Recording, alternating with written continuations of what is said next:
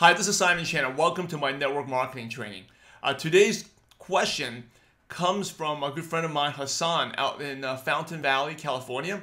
And Hassan says, "Hey Simon, thank you for all the help and support. You're a giver. I'm learning I should give more and more. That's a big key point in all the books I've read. May you please make a blog about how a successful network marketer uses his phone efficiently and not wasting time. Whether it ranges from calling your team, setting up invites, messaging upline, how social media affects smartphones, all of that, please." All right, Hassan, you asked about the favorite topic, because the phone is a great tool, but it's also probably the bane of your existence, of my existence. I hate the phone. I mean, I have an iPhone here, probably in the like a ballistic case, because I probably would have dropped it so many times and it drives me crazy, right? I hate the phone. The phone is important for business, but you have to use it wisely. And I'm going to share some tips of not just successful network marketers. And when I say successful, I mean people earning over six figures, okay? But also successful business people, any business, not just network marketing. And the phone is, there's always a thing that's good for you, but reaches a point that's bad for you, right? There's always have to find a balance. Whether it's like exercise. Your exercise is great, but exercise too much, you actually can overstress your body without rest, right? People say that alcohol, right? Some people having a glass of red wine is good for you, but drinking too much, then it's bad for you, right? You become alcoholic. Chocolate is good for you, but too much, then so there's always a balance. And the phone, you have to be careful of the balance. I'm never a phone person. I don't like to talk on the phone. And where we're leading now is everyone wants to steal your time and attention, because our time and attention is money, right? And so there's always texting, calling, or and I think when you're first starting out, you think it's bad. As your team grows, Hassan, as you become more successful in network marketing, it's only going to get worse. It doesn't get better, because there'll be more and more people who are going to be reaching out to you, trying to, and in Facebook, they like you, they ask you for friend requests. It never ends. And so I'm going to share something with you that it's, and I think you've taken my, Extreme LMM productivity course. Right, so you have a background already. But what I just simply say is do the opposite what everyone else does. Okay, do the opposite what everyone else does. If the rest of the world's out there always on the phone, checking Facebook how many times, have it up, just don't do that. And that alone it will help you become successful. If you just do the opposite what everyone else does, again, it's like you want to be successful, you copy what successful people do, right? And it applies to everything. Like it applies to everything. Right? If you talk about like sports, everyone just hang out, but one guy, two guys who puts all the extra hard work to training, working, and sacrifices his social life and do everything, he's probably going to be more successful on the match day, on the race day, right? Or in the game. Everyone who's people say Kobe Bryant. Kobe Bryant's like weird, he's antisocial, he doesn't hang out with his teammates, but he's resting, he's working out, doing other things that other players are not willing to do, right? Stock market, same thing. If everyone is buying, hey, you better be selling. Right? The real estate market, everyone was buying, and we all know what happened to all those people that was buying. They're struggling now. The house is underwater, right? Underwater. They can't even pay their mortgages. So whatever people do, just do the opposite of what they do. That's the simplest, easiest way. Just don't follow the masses. And the masses, they are on the phone at all times. There's no stop. There's a couple of things why, and I'll share a couple of techniques. It's number one. You can't do anything worthwhile, anything efficiently or productive if you're constantly interrupted, right? So the phone is like, for example, I know you run. If you're training for a race, you're running, and while you're training, working out, phone comes in, and you're checking your emails, you're checking your texts, you're calling back. Can you ever have a good workout? You'll be terrible. You'll be a waste of time. You might as well not just work out that day. Right? If every 15 minutes you're interrupted, you have to stop, you're ruining your workout routine, it would be stupid, right? So it's the same thing like you're taking an exam in school, and every 10 minutes but can you concentrate on that exam? You can't. So it's the same thing in building the business. The building business or whatever you do is just like preparing while you're working out, preparing for your races, because I know you run. You can't be interrupted. Whatever you're focus on that, right? So if you're prospecting on the phone, prospecting, texting people back and forth, texting, and you're probably texting your prospects, just do that then. Don't go and take a break and look at Facebook, do this and do that, and go back and forth. Just focus on one thing at a time. And that's something that people don't do nowadays. And the ones who can do it have such a bigger advantage. So focus on one thing at a time. That's like my biggest advice. A couple of things is the phone. Set boundaries. I know every successful networker, they have boundaries, right? I have boundaries in where you cannot reach me, right? You can't reach me if you want to. You can't call me. Now, if you text me, you can get hold of me, right? But if you want to talk to me, we set an appointment to talk, set time to talk. Now, that alone has made me more productive, get more things done in less time. And that will become more and more important for you, Hassan, because as your business grows, more people, more of your downlines want your time. You also will settle down later, have a family.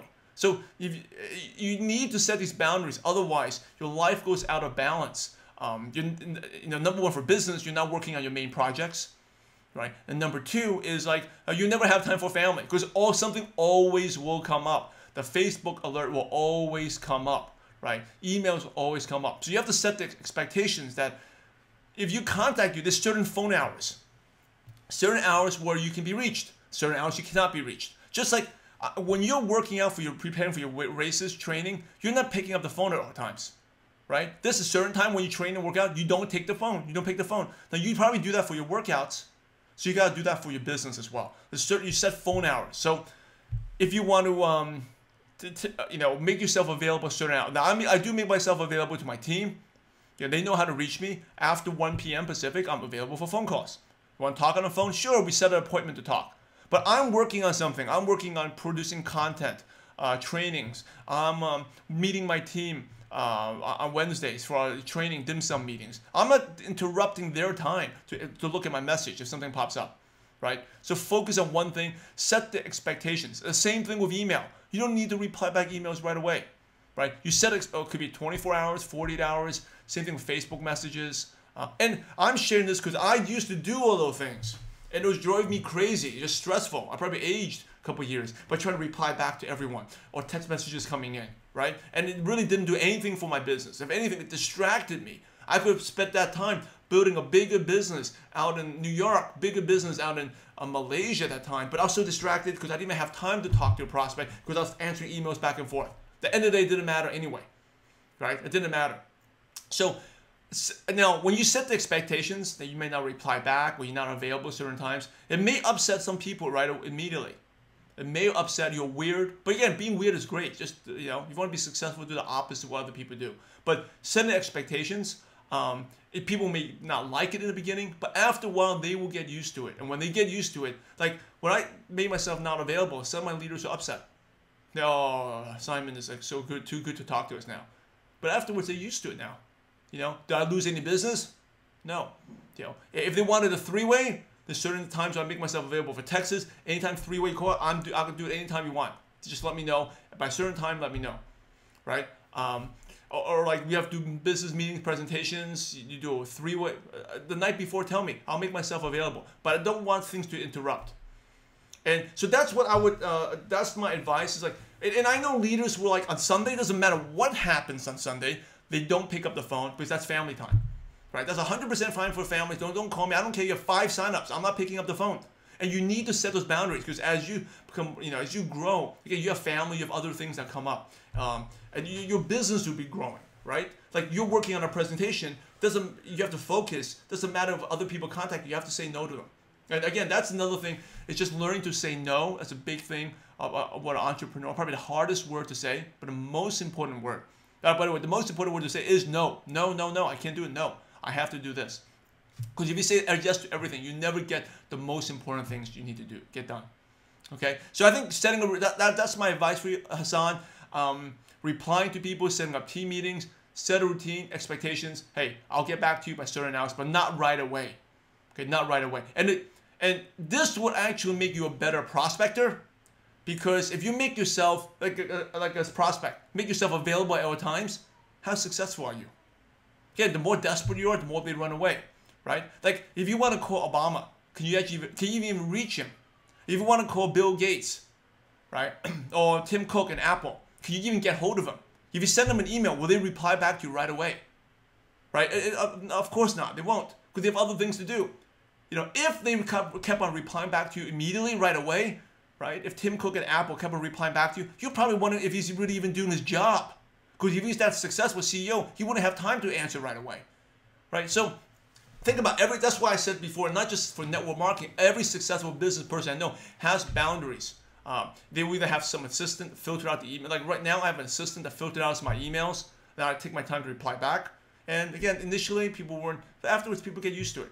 And it hasn't caused me to lose any business, but if anything, it made me way, way more productive and get a lot more stuff done in less time. And the important thing, it got me to do the important things, not urgent, but important. I mean, Steve Covey talks about the effective habit, 7 habits of highly effective people. There are, you know, the important but not urgent, right? Which a lot of times we don't do. The urgent and important you got to do, right?